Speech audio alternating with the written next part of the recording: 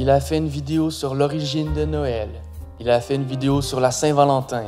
Il a oublié de faire une vidéo sur la Saint-Patrick. Aujourd'hui, il est de retour pour faire une vidéo sur Pâques. Salut tout le monde, c'est moi, le gars sur YouTube qui fait des vidéos sur l'origine des fêtes. Je vais pas vous mentir, l'origine de Pâques est pas aussi farfelue que l'origine de Noël ou la Saint-Valentin. Les hommes sacrifient un animal. En vérité, les origines de Pâques sont tellement simples que je peux les résumer en moins de 30 secondes. Pâques en moins de 30 secondes. Il était une fois un monde sans Jésus. Quoi? Pas de Jésus? Ensuite, Jésus est né et a vécu 33 ans. Un soir après avoir trop mangé, Jésus s'est fait trahir par un de ses amis. Oh non! Jésus est mort crucifié par les Romains, mais il est revenu à la vie parce que... le christianisme. 100 ans plus tard, les chrétiens de l'époque ont décidé qu'il fallait célébrer la résurrection de Jésus. Ainsi a été créée la fête de Pâques. Bon, j'ai expliqué Pâques. Est-ce que la vidéo elle est finie? Non, parce que ça c'était la partie chrétienne de la fête, mais comme tout le monde le sait, Pâques c'est la fête du chocolat, du lapin de Pâques, des poules, des œufs, etc. Pour me simplifier la vie, j'ai séparé la vidéo en 3 chapitres qui vont chacun expliquer une partie de la fête. Si vous voulez, vous pouvez skipper à n'importe quel chapitre de la vidéo selon ce qui vous intéresse le plus, ou juste regarder la vidéo complète. Je veux vous prévenir tout de suite que j'ai pris la décision de dire des œufs durant toute la vidéo au lieu de dire des œufs. C'est juste une préférence personnelle, je trouve que des œufs ça sonne mieux dans une phrase. Je sais que c'est incorrect en français, mais bon, j'en ai rien à faire de la langue française. Chapitre 1, le lapin de Pâques. Bonjour.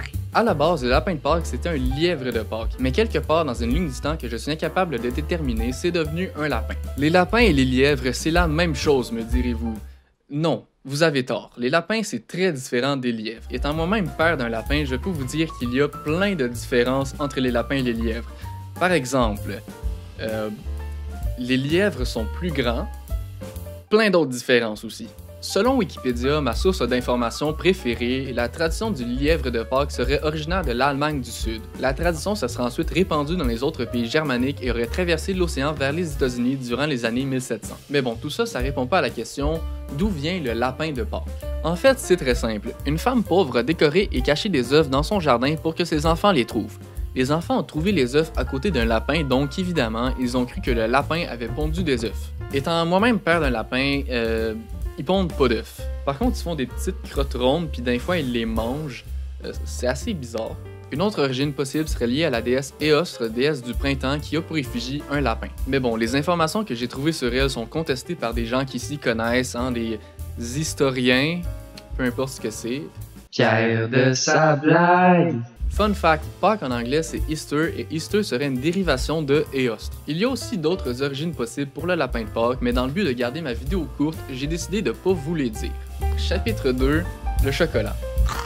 J'ai été plutôt déçu d'apprendre que le chocolat de Pâques c'est juste une coutume commerciale. En fait, la raison pourquoi on mange du chocolat à Pâques, c'est parce que le capitalisme a décidé de faire du profit. Je voulais dédier un chapitre de cette vidéo à l'origine du chocolat, sauf qu'à la place, j'ai décidé de faire une vidéo entière sur le chocolat qui devrait sortir dans les prochaines semaines. Donc abonnez-vous à la chaîne pour pas la manquer. C'était une partie courte de la vidéo, mais le chocolat est essentiellement juste un produit dérivé qu'on vend à Pâques. Ça n'a pas vraiment d'origine particulière dans les siècles précédents. Chapitre 3, les poussins et les œufs.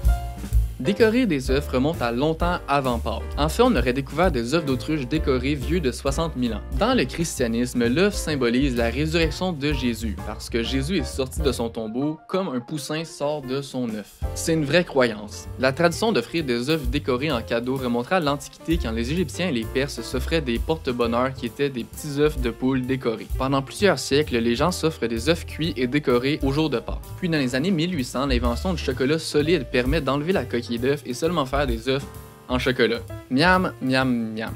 À la même époque, on commence aussi à faire des poules, des lapins ou des cloches de Pâques en chocolat. J'ai décidé de pas dédier un chapitre de la vidéo à ça, mais il y a aussi une tradition de Pâques liée avec les cloches d'église qui sonnent le dimanche. Mais je trouvais ça moins intéressant, donc j'ai décidé de pas vous en parler.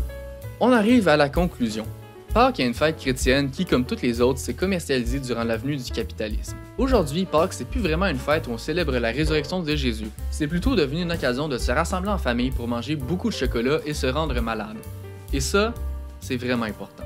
On atteint la fin de la vidéo. Si vous l'avez regardé jusqu'ici, vous pouvez vous abonner à la chaîne, je vais en faire d'autres comme ça, la vidéo du chocolat et plein d'autres.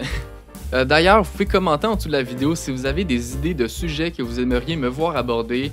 Ça va me faire plaisir de les faire. Donc je vous dis à bientôt dans la prochaine vidéo. Bye bye! Section bonus! Mon père voulait vraiment que j'explique l'origine du mot Pâques, donc voici l'étymologie de Pâques. Selon mes recherches, lorsque les Romains ont descendu Jésus de la croix, ils l'auraient échappé par terre et ça aurait fait Pâques. Voilà, c'est la blague de mon père. Papa, je l'ai mis dans la vidéo. Ok, le bye pour de vrai, c'est fini, là. Il n'y en a plus d'autres.